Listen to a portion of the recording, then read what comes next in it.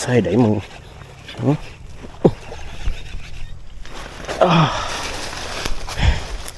แก่แค้นจนได้เอาเหยื่อเราไปกินเหรอนี่บัวฮอดโลตัวนี้กัดเป็นเหยื่อทรายแซ่บเสยโอ้โหมุมปากโอเค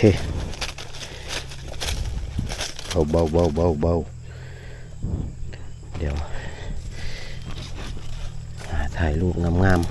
ๆโอ้ยไม้ก็ได้แต้มนะจ้านี่ครับอาบูแม็กโปรตัวนี้เป็นแม็กโปร5เบรก9 กิโล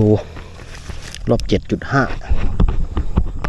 เคยผู้ไทยตกปลาอาบูกาเชียของจริงเย่นี่คือเคยผู้ไทยตัวจริงในเกมตกปลาอาบูกาเชียของมันต้องมีพาทีมงานลุยป่าสายเอ็นคมกริบตีเหยื่อปลอมลงกลางลำธารแดร็กเนียนกริปวัดปลาใหญ่ได้มันสะใจทุกวันช่องเคยผู้ไทยมีแต่ของจริงไม่ต้องอิงนิยายคุณภาพระดับโลกที่อาบูกาเชียรับประกันไงเก๋าเกมทุกสนาม